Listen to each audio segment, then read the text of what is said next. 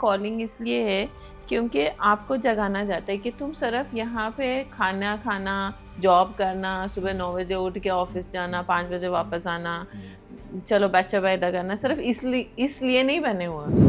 उसको क्या, वो सुसाइड करने के लिए सो गया था कि मैं सुबह उठ के सुसाइड करूँगा। सुबह वो अवेकन हो गया, उसकी अवेकनिंग नींद में हुई एक रात के ऊपर।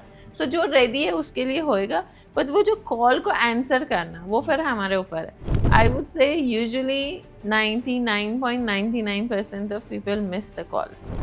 किसी पर्सन के माइंड में कोई गोल है, वो काफी बड़ा गोल है, ठीक है, और यूनिवर्स ने डिसाइड किया है कि इसको ये चीज देनी है। हाँ।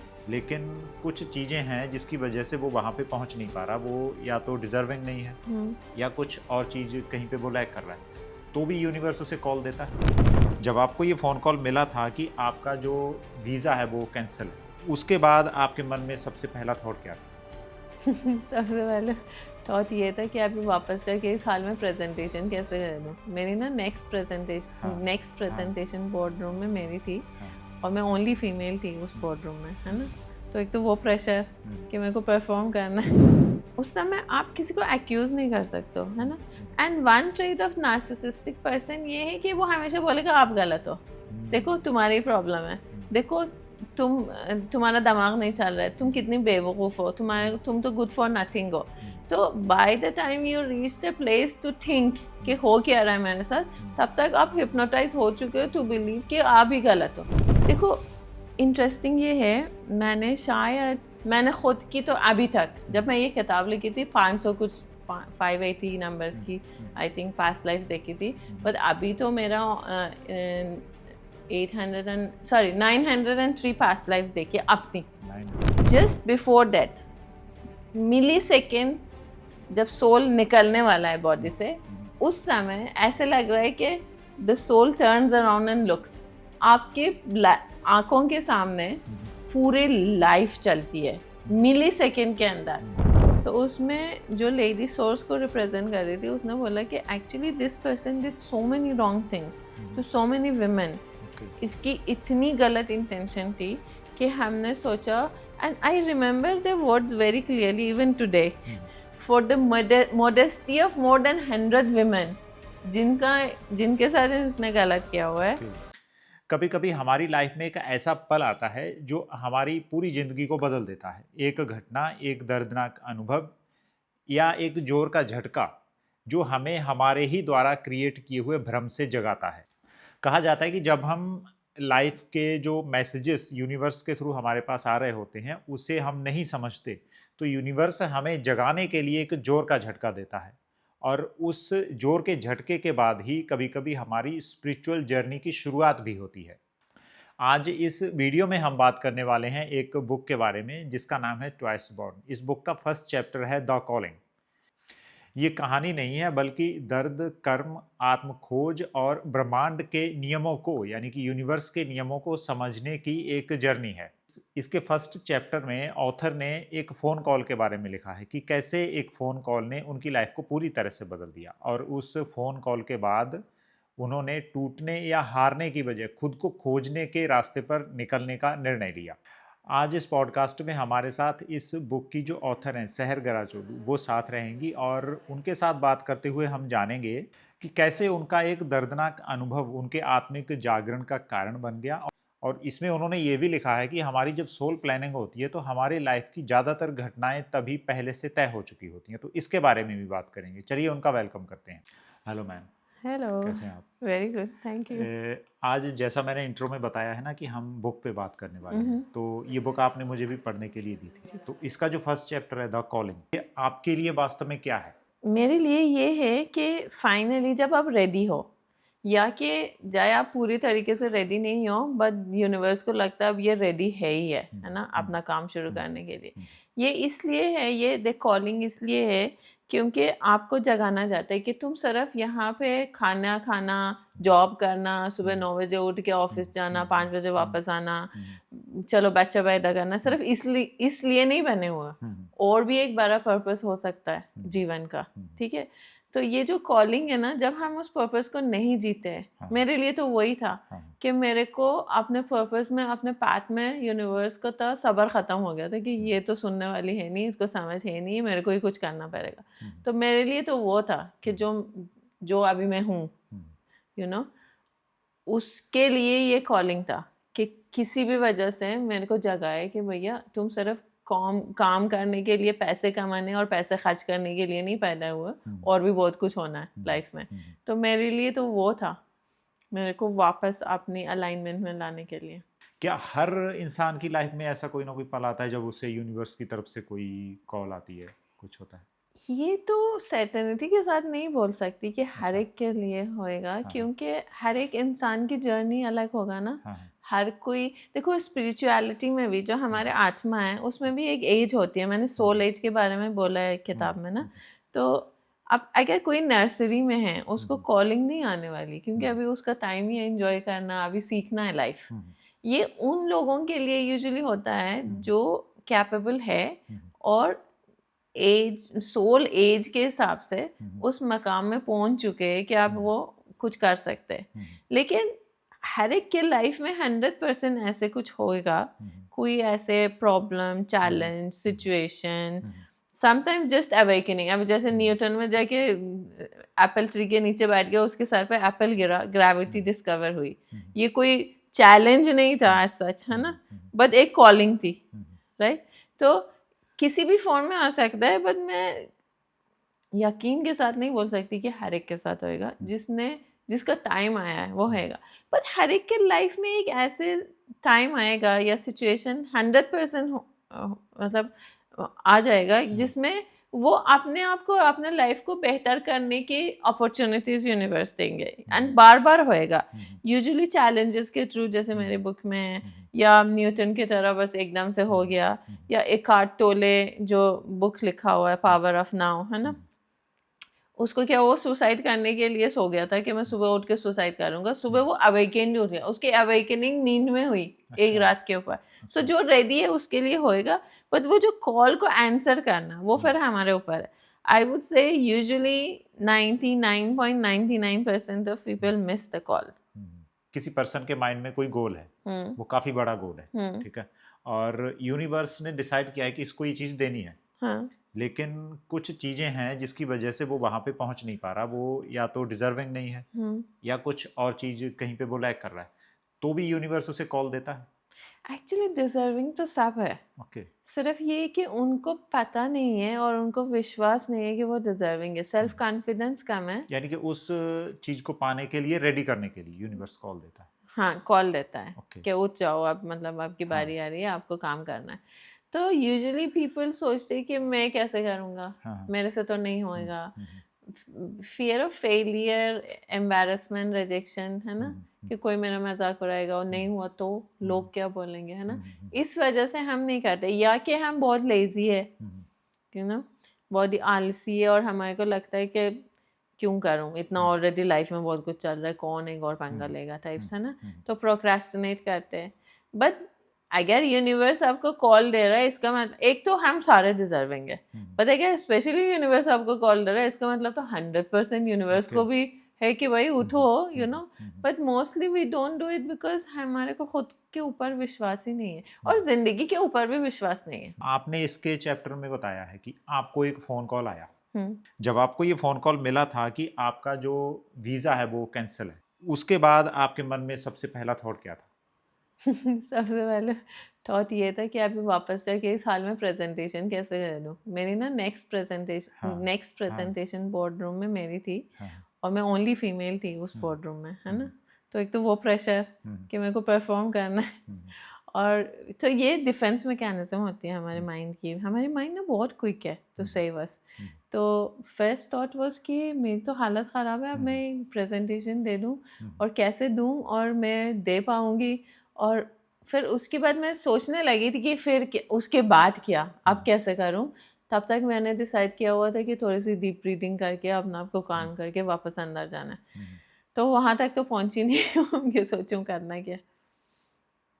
ओके। मेरी फर्स्ट थॉट ये थी कि प्रेजेंटेशन कैसे ख़त्म करूँगी, मेरी हालत ख़राब इसमें है। आपने लिखा है कि आप नम हो गए थे। हाँ, बिल्कुल ही नम हो गए। तो ये नम क्या था? क्या ये हमारी सोल हमें सिक्योरिटी सोल के नहीं, ये माइंड की है, माइंड की? माइंड की है। जब माइंड को और कुछ, मतलब जब माइंड को लगता है अब इस सिचुएशन में संभाल नहीं सकता, मेरे हाथ से बाहर है, वो एकदम से सब कुछ जैम करेगा, ओके। जो हम नमनेस बोलते हैं, मेंटल नमनेस बोलते हैं ना।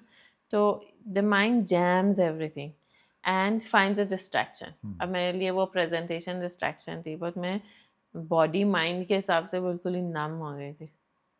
ओके। तो इसमें एक चीज़ आपने अपने बारे में और लिखी है, आपने अपनी मैरिज के बारे में बताया कि वो एक नार्सिसिस्ट रिलेशनशिप थी, ठीक वो है? बाद में पता चला जब मैं थेरेपिस्ट बन गई थी। ओके, तो वो बाद में पता चला आपको? क्योंकि पता है क्या, जो नार्सिसिज्म है ना, हर एक चीज from narcissistic to kindness to compassion to even schizophrenia, है ना, हर एक इंसान के अंदर हर एक चीज है।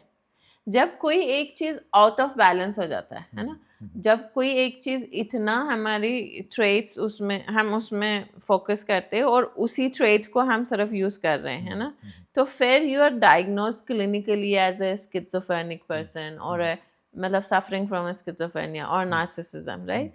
तो even though I am also graduate of psychology, मैंने मास्टर्स किया हुआ है, बट मेरे को उस समय जब आप सिचुएशन में होते हो ना, देखो शादी कोई इसलिए नहीं करेगा कि वो सेपरेट हो जाए, हर कोई शादी इसलिए कर रहा है कि वो उस शादी में रहे और उसको बने और फैमिली बनाए, राइट?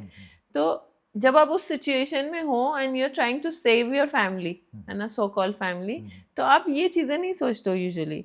ये आजकल थोड़ा सा ज़्यादा हो गया क्योंकि सोशल मीडिया ओवर कर रहा है हर एक चीज़ को, बट अगर जेन्युइनली कोई, मतलब अब हमारी मैरिजेस भी थोड़ी सी वो है ना, अब मैरिजेस हैं नहीं है, बिजनेस डील्स चल रहे हैं, है ना, बट अगर आप सच्ची में मैरिज इसलिए कर रहे हो कि you want to be married, तो उस समय तो आप अपने फैमिली को सेव करने के लिए शादी करो ना, you want to save it, and at that time you don't want to, उस समय आप किसी को एक्यूज नहीं कर सकते हो, है ना। And one trait of narcissistic person ये है कि वो हमेशा बोलेगा आप गलत हो, देखो तुम्हारी प्रॉब्लम है, देखो तुम्हारा दिमाग नहीं चल रहा है, तुम कितनी बेवकूफ़ हो, तुम तो गुड फॉर नथिंग हो। तो by the time you reach the place to think कि हो क्या रहा है मेरे साथ, तब तक आप हिप्नोटाइज हो चुके हो टू बिलीव कि आप ही गलत हो, है ना। जब ऐसे हो जाता है फिर उस समय आप डायग्नोज नहीं कर सकते हो जितना मर्जी आपकी एक्सपर्टीज है, then you need professional help which I took, है ना। फिर but when I became a therapist, तब मेरे को पता चला अच्छा ये नार्सिसिस्टिक, जो नार्सिसिस्ट रिलेशनशिप है, चाहे वो किसी के साथ है, हमारे हस्बैंड है या फैमिली में कोई भी है, इसके बाद भी हमारी स्पिरिचुअल जर्नी शुरू हो सकती है। हाँ, यूजुअली आवर रिलेशनशिप्स चाहे नार्सिसिस्टिक के साथ हो या ना हो, पर अगर कोई रिलेशनशिप डिफिकल्ट है, यूजुअली हमारे क्लोज रिलेशनशिप्स डिफिकल्ट है, जैसे माँ बाप के साथ हो गया, सिबलिंग के साथ हो गया, स्पाउस के साथ हो गया, तो वो यूजुअली आपकी इनिशिएशन है एक तरीके से बोलो into spiritual work. I won't say spiritual work, it is inner discovery ना, अपने आप को आप डिस्कवर कर रहे हो, है ना। तो कोई एक ना कोई तो मीडियम बनेगा, वो कोई भी हो सकता है, यस इट इज पॉसिबल। आपने इसके चैप्टर में लिखा है कि हमारी जो सोल है वो हमारी जीवन की जो इंसिडेंट हैं या जो चैलेंजेस हैं उन्हें खुद सेलेक्ट करती है। यस, सोल प्लान के टाइम पे। ओके, तो ये सोल प्लान कब होती है? सोल प्लान तो आने से पहले होती है, यानी कि हमारे आने से पहले हमारी लाइफ में क्या क्या होगा ये सारा कुछ प्लान होता जैसे कि लाइफ खत्म हो जाता है ना, तो बॉडी तो यहीं पे ही रह जाती है, जो हमारा आत्मा है वो वापस चले जाता है उस जहाँ, जैसे कि यहाँ पे सब कुछ है ना, हॉस्पिटल है, क्लिनिक है, रेस्टिंग रूम है ना, उस साइड भी सब कुछ है बिल्कुल ही सेम। मतलब हमारे फिजिकल रियलिटी में वही चीज़ें जो मेटाफिजिकल रियलिटी में है ऑन द अदर साइड, ठीक है। जब सोल वापस चले जाता है, उसको पहले रेस्ट चाहिए। देखो इंटरेस्टिंग ये है, मैंने खुद की तो अभी तक, जब मैं ये किताब लिखी थी 500 कुछ 580 नंबर्स की आई थिंक पास्ट लाइफ्स देखी थी, बट अभी तो मेरा 903 पास्ट लाइफ्स देखी अपनी, 900 है ना। एंड आई थिंक क्लाइंट्स के ज़रिए भी मैंने कोई 1000-2000 और पास्ट लाइफ एक्सपीरियंस किया हुआ है, ठीक है। तो हर एक सेशन में और हर एक क्लाइंट में and even myself, just before death, millisecond जब सोल निकलने वाला है बॉडी से, उस समय ऐसे लग रहा है कि the soul turns around and looks, आपके आंखों के सामने पूरी लाइफ चलती है मिली सेकेंड के अंदर। जब से आप पैदा हुए हो तब उस समय तक जब जा रहे हो, और उस समय जो लास्ट डाइंग थॉट है उसके साथ सोल चले जाता है। बेस्ड ऑन दैट थॉट अगले जन्म प्लान करेगा। अगर मैं शेम से गई हूँ, रिग्रेट से गई हूँ, हैप्पीनेस से गई हूँ, मेरा अगले जन्म उस थॉट के ऊपर डिपेंड करता है बहुत हद तक, 70%। ठीक है, तो जब सोल चले जाता है पहले तो वहां पे रेस्ट करेगा, फिर ये याद है कि मैंने क्या क्या नहीं किया और क्या क्या गलत किया और क्या रह गया, फिर वो सारा कुछ मिला के जब रेडी है नेक्स्ट रिइंकार्नेशन के लिए, you would say there is I would say a board of councils where your guides है ना, आपके उस साइड गाइड्स होते हैं, आपको बिठाएंगे और बोलेंगे अच्छा ये आपका रह गया था, ये आपने अच्छा कर लिया, ये लेसन सीखना है, और वो मिक्स एंड मैच करके फिर द सोल डिसाइड्स। फिर जब थीम, लाइफ का थीम प्लान हो गया, उस थीम को और जो लेसन्स अभी सीखना है उसको मद्देनजर रखे हुए पूरा प्लानिंग करेगा सोल। मेरे माँ बाप कौन होंगे, मेरे सिबलिंग्स कौन होंगे, फलाना दिन में, फलाना टाइम में, फलाना सड़क में मेरे साथ कौन मिलेगा, क्यों मिलेगा, उसका कारण क्या है, पूरा इतनी डिटेल में। कितने बाल आपके सर पे होएगा वो भी डिसाइडेड है, कितनी ब्रेथ आप लोगे वो भी डिसाइडेड है। इतनी डिटेल प्लान बना के फिर सोल वापस आएगा नई आबादी में। और जो प्लान बना के वो आया है, अगर वो उसे कंप्लीट नहीं कर रहा, फिर रिपीट करेगा, एक आपने और हर बार सीखेगा नहीं लेसन को, हाँ। और कंप्लीट नहीं करेगा, नेक्स्ट लाइफ वो और मुश्किल होएगा, और मुश्किल होएगा। और एक आपने मुझे अपना केस बताया था जिसमें एक पर्सन का मर्डर हो गया था, ठीक है, तो उसका जो सोल प्लान था वो कैसे था?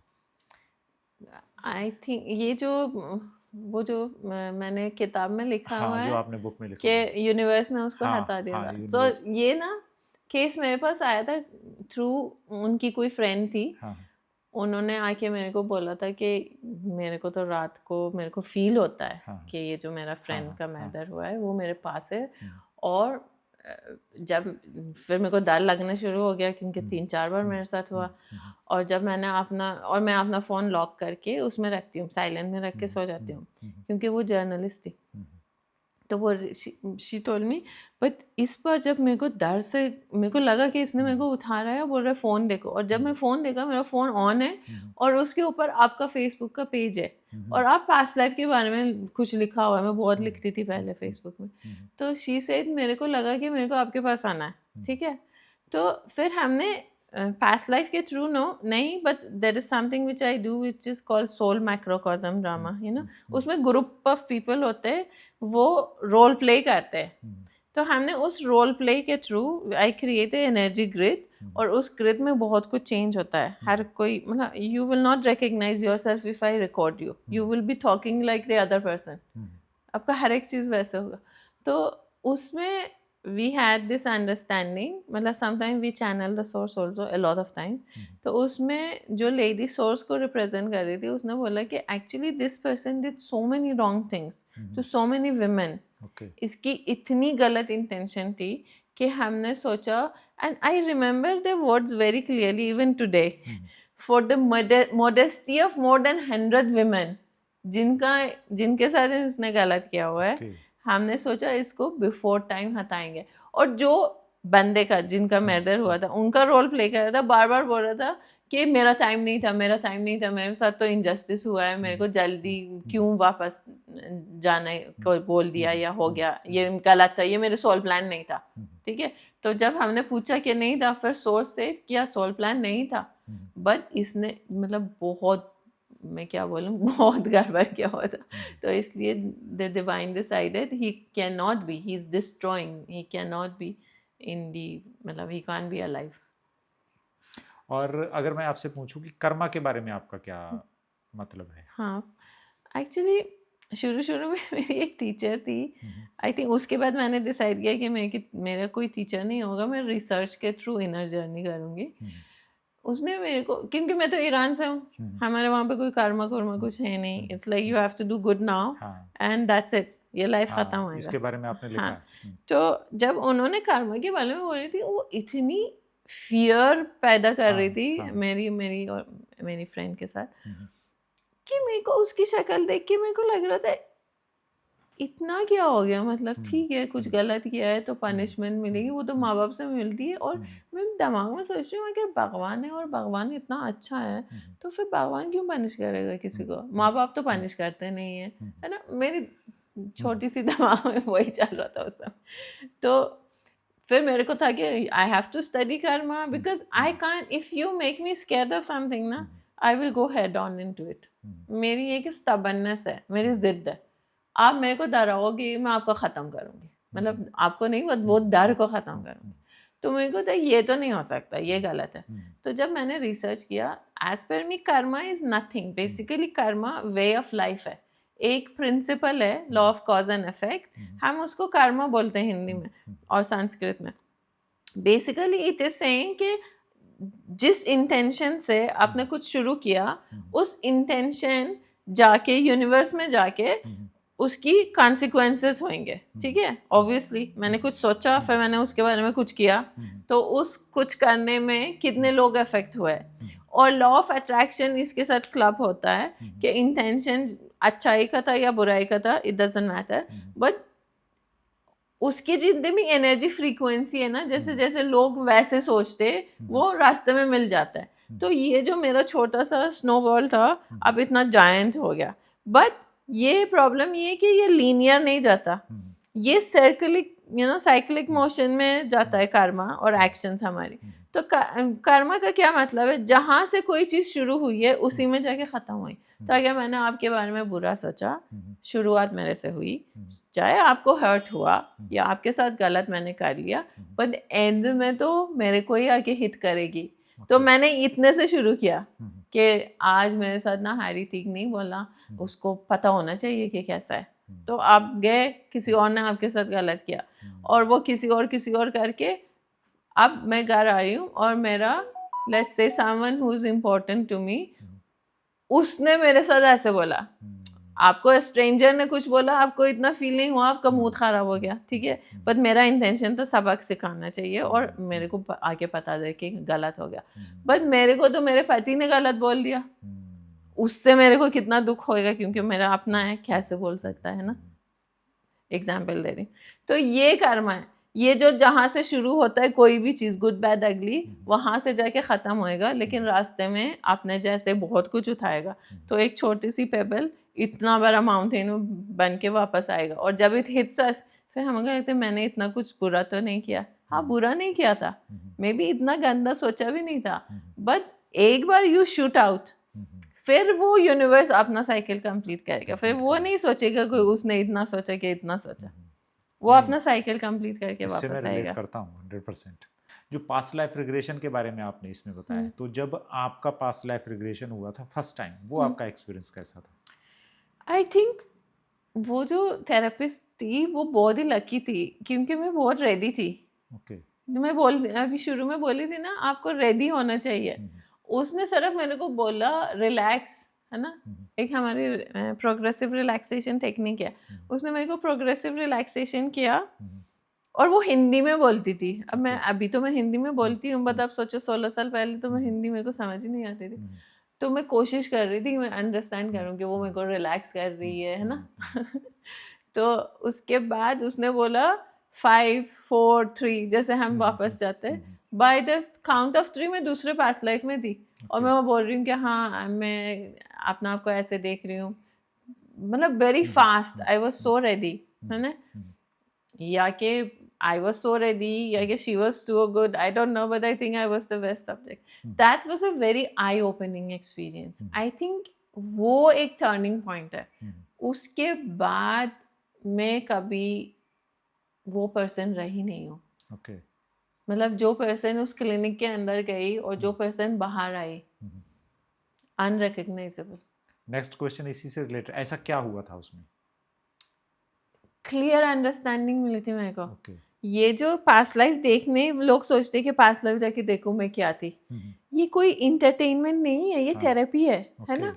तो अगर मेरे को कोई क्वेश्चन ऐसा है कि मेरे को आंसर नहीं मिल रहा है, फिर मैं पास्ट लाइफ करूँ, है ना। अदरवाइज ये it's not a good thing to do ऐसे ही just for the sake of it. तो मेरे कुछ चीज़ों की पता है क्या वहाँ पे, सो देन सो उस समय तो I was not a therapist ना, I was working in corporate. After that, when I became a therapist, and I have a very deep desire to know. मैं आपसे क्वेश्चन पूछूंगी कोई भी चीज़, अब मेरे को 2 सेंटेंस में आंसर दोगे, मैं जाके 20,000 सेंटेंसेस में उसकी रिसर्च करूंगी. मेरे को डीप एक सब्जेक्ट को डीप समझना है, चाहे वो 20 साल लगे, मेरे को कोई फर्क नहीं, जल्दी नहीं है, ठीक है. बट उस समय तो पता ही नहीं था, बाद में मेरे को पता चला. तो मैं पास्ट लाइफ में सब कुछ देख सकती थी, है ना. कि मैं देखने में कैसा हूँ, कौन से कलर पहना हूँ, मैं वर्ड्स पढ़ सकती थी कि किस ईयर को वो बंदा जो मैं थी मर गया था, जैसे वो 1874 या कुछ ऐसे, है ना. तो वो क्लेयरवॉयंस. बट एक होता है कि people are clear sentient, which means अब आपको कुछ देख नहीं रहा है, या जो कुछ देख रहा है और जो आपकी अंडरस्टैंडिंग है वो मैच नहीं है, बट जो अंडरस्टैंडिंग है वो बहुत डीप है. तो मैं वो भी थी उस समय, है ना. तो मैं देख तो रही थी सब कुछ, विजुअलाइज हो रहा था, बट उसके पीछे के मीनिंग, डीप मीनिंग क्या है, आज तक मेरे को याद है ना. तो वो जो sense of deep understanding of life था ना उसी सेशन से, कि एक्चुअली ये नहीं है कि आपने वो किया तभी आपके साथ ये हो रहा है. Intention is much more important then your action, है ना. ये चीज़ें मेरे को बहुत अच्छी तरह समझ में आ गई और मेरे को बहुत आंसर्स मिले. So I came out as someone who I was very aggressive and I was a go-getter. I left brain, completely left brain person.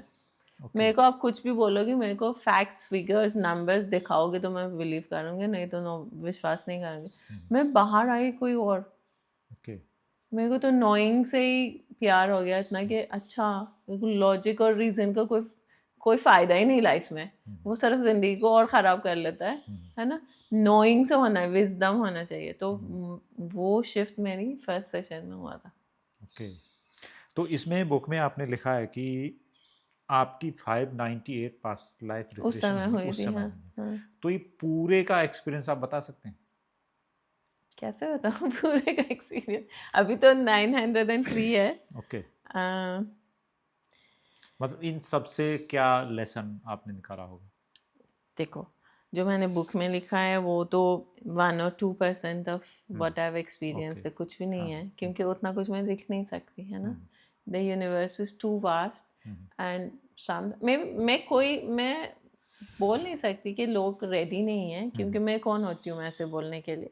But मेरे हिसाब से लोग हर एक चीज़ को सुनने को रेडी नहीं है अभी, है ना. तो इसलिए मैंने 1-2% जितना मेरे को लगा कि लोग इसको समझ सकते हैं शेयर किया है. बट आई थिंक जो पूरा एक्सपीरियंस है, अब मैं क्या बताऊँ, कैसे बोलूँ कि मैं लाइफ को हर किसी के तरह नहीं देख सकती अब. मेरा जो लाइफ को और लोगों को देखने का नज़रिया है वो बिल्कुल ही चेंज हो गया. और मैं एक बहुत ही आउट गोइंग, पार्टी लविंग, मेरी सबसे छोटा फ्रेंड सर्कल होता था 40 पीपल का. ओके. और अब मेरे को ये है कि अब आपके साथ पॉडकास्ट किया, मेरे लिए कन्वर्सेशन है. अब मेरे को 2 दिन चाहिए कि मैं अपने साथ रहूँ. ये नहीं कि मैं लोगों को प्यार नहीं करती या क्या है, बट मेरे को अपनी कंपनी इतनी पसंद आ गई, क्योंकि उसमें बैठ के चीज़ों को दूसरे तरीके से देखने का, लाइफ को स्लो जीने का, ये बोल नहीं सकती, but I think I would say कि I have become a better person.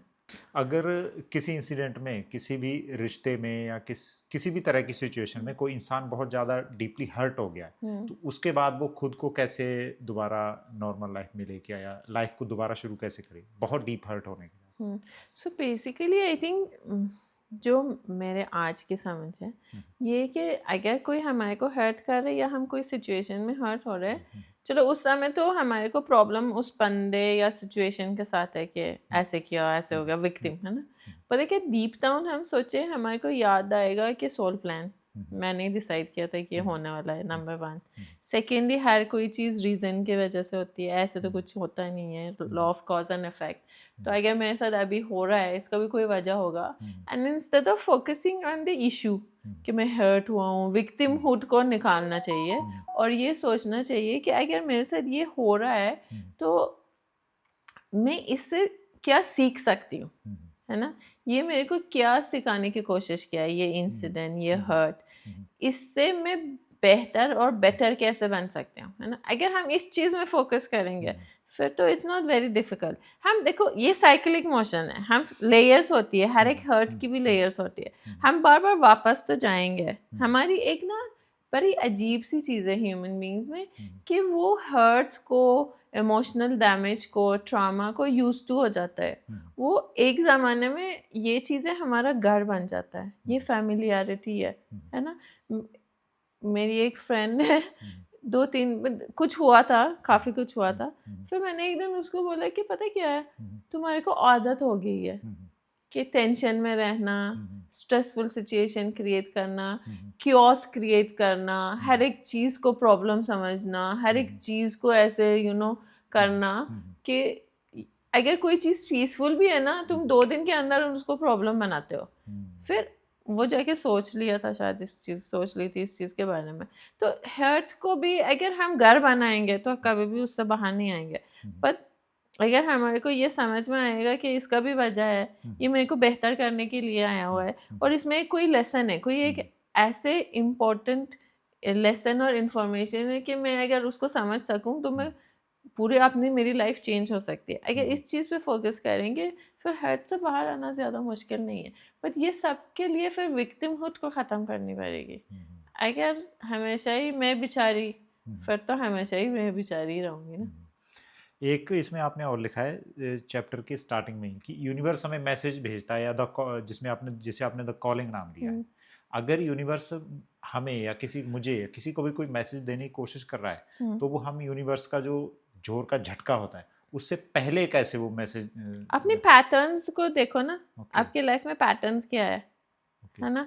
कई लोग होते हैं जिनको ट्रस्ट इशू की पैटर्न है, कई लोग होते उनको फाइनेंशियल लॉसेस की पैटर्न है, कई लोग होते उनकी फ्रेंडशिप में बिट्रेयल या बैकबाइटिंग या ऐसे कुछ की पैटर्न है, कई लोगों की हेल्थ की पैटर्न है।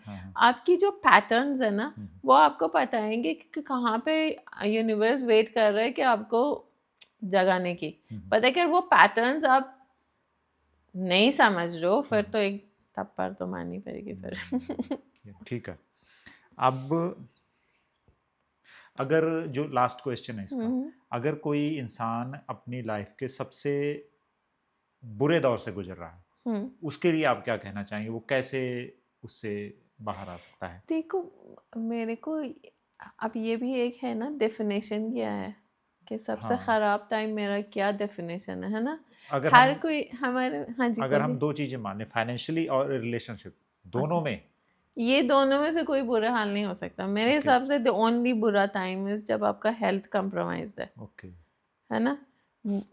किसी को क्रोनिक डिजीज है, कैंसर है, स्टेज 4 हो गया, स्टेज 3 हो गया, है ना? गॉड फॉरबिड किसी का एक्सीडेंट हो गया, लिम्ब कट गया, ये मेरे लिए प्रॉब्लम है। मतलब मैं इसको बोलती हूँ कि हाँ, अब इसमें क्या करोगे आप, है ना? बट अगर सिर्फ फाइनेंस और रिलेशनशिप्स है, ये हर एक चीज रिकवरेबल है। जो हेल्थ है वो भी रिकवरेबल है, बट वो अगर हेल्थ नहीं है तो कुछ भी नहीं है ना? सबसे पहले तो ये हमारे को सोचना चाहिए, एक ना एज ह्यूमन बींग्स हमारे को ये प्रॉब्लम है कि हम सोचते हैं सिर्फ मेरा ही प्रॉब्लम बहुत बड़ी है, बाकी दुनिया तो खुश है, बस मैं ही प्रॉब्लम में हूँ। हर कोई स्ट्रगल कर रहा है, हर कोई ना कोई पर्सन कोई ना कोई प्रॉब्लम से, डिफिकल्टी से गुजर रहा है। हम उस चीज़ को कैसे लेते हैं? देखो, जो सिचुएशन हो रहा है वो तो ठीक है, हमारे रिस्पॉन्स क्या है उस सिचुएशन में वो डिटरमिन करेगा कि मैं सच्ची में प्रॉब्लम में हूँ कि मैं प्रॉब्लम में नहीं हूँ, है ना? तो ये जो फाइनेंस और रिलेशनशिप है ये तो हमारे हाथ में है। अगर आपकी नार्सिसिस्टिक रिलेशनशिप है, अगर आपकी इतनी पेनफुल रिलेशनशिप है, तो आप उसको ठीक क्यों नहीं कर रहे हो? मैं बोल रही हूँ, चलो आप बोल रहे हो मैंने सब ट्राई किया, जो मेरा पार्टनर है वो नहीं चेंज हो रहा है, फिर छोड़ दो, ठीक है? पेन अगर इतना ज्यादा हो जाता है कि अनबेरेबल है, है ना, तब आप उसको निकालोगे। अब मेरे दांत है, मेरी खुद की बात ही है, पता है क्या, उसका पेन इतना ज़्यादा हो गया और डेंटिस्ट बोलेगा कि ये तो फीलिंग से या कुछ नहीं, इसको तो निकालनी पड़ेगी, निकाल लेती हूँ ना। अब इससे ज़्यादा तो कुछ है नहीं है। तो अगर कोई पेनफुल रिलेशनशिप में और उससे बाहर नहीं आ रहा है, इसका मतलब पेन उतना नहीं है, ड्रामा ज़्यादा है मेरे हिसाब से एज ए थेरेपिस्ट। ओके, तो ये हो गया। फाइनेंसेस में इशू ये है कि finances, because it is our survival and because our society unfortunately is so, everything is about money, हर एक चीज़ पैसा बोलेगा बेसिकली ना, आप जो मर्जी करो, आपकी जेब में पैसा है, सब झुक जाते हैं, है ना। अनफॉर्चुनेटली ये बहुत सैड रियलिटी है हमारी, बट ये है जो है, राइट। अब फाइनेंसेस में ये कि उसका भी सोल्यूशन है। फाइनेंसेस का इशू क्या होता है यूजुअली, इट इज़ एंसेस्ट्रल या कर्स है, या आपकी फाइनेंस मैनेजमेंट की, मतलब बंदे को पता नहीं है तो सीखना चाहिए, या कि पीछे से सच्ची में एक ऐसे बड़ा ही ज़्यादा ही हम्बल बैकग्राउंड से उनकी पैसे की प्रॉब्लम है। तो it is not only about working but also how you are investing or how you are managing money. और ऐसे भी है कि मैं I am the only bread earner, है ना, लेकिन abundance सबके लिए है। अगर मैं अपना mindset को abundance करूँ, मतलब क्या, मतलब ये नहीं कि मैं सोचूं कि I should earn 2 crores, है ना, ये abundance mindset नहीं है, ये lack mindset है। मेरा मतलब क्या है कि I need to first of all to accept कि मेरी ये reality है, कि ये मेरी reality मेरे को मुश्किल क्यों लग रहा है, क्योंकि मैं इसको किसी और के साथ कंपेयर कर रही हूँ कि सच्ची में इतना प्रॉब्लम है ना। अगर सच्ची में इतना प्रॉब्लम है, finance is a big problem, इसको सॉल्यूशन ढूंढने के लिए मैं क्या क्या कुछ कर सकती हूँ, किस किस की हेल्प ले सकती हूँ, कहाँ कहाँ पे अपने आप को एजुकेट कर सकती हूँ, कहाँ कहाँ पे एक्सेप्टेंस के साथ रह सकती हूँ। जब हम ग्रैटिट्यूड को बढ़ाएंगे, मैं ये नहीं बोल रही हूँ आज मैं अगर मेरी सैलरी 10,000 है और मैं सच्ची में बहुत प्रॉब्लम में हूँ, है ना, कोई फैमिली में बीमार है, ये है वो है, ग्रैटिट्यूड कर दे कल मेरे अकाउंट में 2 करोड़ आएगा, नहीं। बट ग्रैटिट्यूड से एक तो इजी हो जाएगा, then the universe will start opening doors. मैं किसी को मिलूंगी, अब मेरी एक ना हेयर ड्रेसर था, तो कोविड के टाइम में हर कोई मुश्किल में था, है ना, कोई काम, सारे बिजनेसेस तब थे। तो एक दिन मेरे को फ़ोन आया उसका कि मैम, उसने मेरा बुक खरीदा था अमेज़न से, मैंने उसे लिया भी नहीं, उसने पैसे दे के खरीदा था, एंड आई टोल्ड हिम कि मैं आपको देती हूँ क्योंकि they are not very well off, है ना। मैंने सोचा मैं आपको गिफ्ट दे देती हूँ। उसका नाम है राजू, बहुत ही अच्छा इंसान। तो ही सेड नहीं मैम, मैं आपका बुक खरीद लूँगा। उसने खरीद के पढ़ लिया था। तो फिर हर बार मैं जाती थी, वो पूरा टाइम मेरे से क्वेश्चंस पूछता था। फिर एक बार कोविड के टाइम में मेरे को कॉल आया और मेरे को बोल रहे कि मैम मेरे को तो पता है कि आप भी नहीं काम कर रहे हो, हालांकि मैं काम करती थी, मेरा तो काम बढ़ गया था। मेरी ना मम्मी को प्रॉब्लम हुई है उत्तराखंड में, एंड मेरे को समझ नहीं आ रहा क्या कर रहा हूँ, और रो रहा था। ऐसे कहता मेरे को 1 दिन दो, है ना। अब मेरे पास भी उतना पैसा कैश में तो भरा नहीं था घर पे, but I have a community. तो हमने फंड रेजिंग किया और विद इन 2 आवर्स जितना उसने बोला था कि मेरे को ज़रूरत है, उससे 3 गुना ज़्यादा हमने फंड रेजिंग किया था। और कोविड के टाइम में सोचो कि कोई कहीं पे भी नहीं जा सकता, लॉकडाउन था, फिर भी आई फाउंड द पर्सन जिसका परमिशन था, है ना। वो गाड़ी में जाके सारा पैसा इकट्ठे किया, लेके आया, मेरे को दिया, मैंने उस बंदे को बुलाया और दिया, और ही कुड सेव, ऑपरेशन की थी, he could save his mom. Okay, I can never forget that I gave him the money, नीचे गई थी, I gave him the money, I turned around and someone told me, look back. When I look back, this guy has gone on the other side, found a tree and he kneeled down. उसका ये last resort था।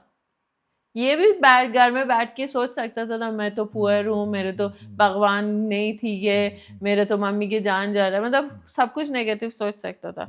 But वो मेरे को फिर बाद में एक बार सिर्फ मैसेज आया कि आपके बुक ने और आपने मेरे मम्मी की लाइफ को सेव किया और मेरे को सेव किया। उसका क्या मतलब था, ये पैसे से मतलब नहीं था, कि वो जो ग्रैटिट्यूड के साथ उसने वो एक्सेप्ट किया था कि कुछ भी हो सकता है, बट लेट मी ट्राई।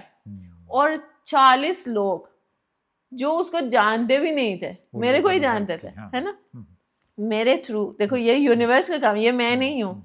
तो ये जो ग्रैटिट्यूड है और ये जो लाइफ को एक्सेप्ट करना है और लाइफ को हमेशा हर एक तरीके से पॉजिटिव देखने का रिजल्ट है, ये है कि यूनिवर्स दरवाज़ा खोलेगा और किसी न किसी तरीके से आपको मदद पहुंच जाएगी, but only if you are ready to receive also, है ना। ऐसे बहुत एग्जाम्पल्स है मैं देना चाहूँ तो, बट ये करता है। ठीक है। तो मेरे लिए ये चीज़ें प्रॉब्लम नहीं है, इनकी तो सोल्यूशन है कोई ना कोई। हमारे दुनिया बहुत अजीबोगरीब हो रहा है, बट अभी भी बहुत अच्छे लोग हैं, है ना। बट अगर वही बंदा गलत सोचता था और नेगेटिव जोन में चले जाता था, सुसाइड के बारे में सोचता है, कुछ भी, है ना, तो वो कोई उसको हेल्प नहीं करना था, यूनिवर्स ने दरवाज़ा ही नहीं खोलना था उसके लिए। यानी कि पॉजिटिव सोच जरूरी है, ग्रेटिट्यूड, ठीक है, एक्सेप्टेंस, हाँ, एक्सेप्टेंस, तभी तो ग्रेटिट्यूड आएगी। तभी ग्रेटिट्यूड आएगा। ठीक है, तो ये हमारा इसका फर्स्ट चैप्टर था और ये बहुत अमेजिंग था।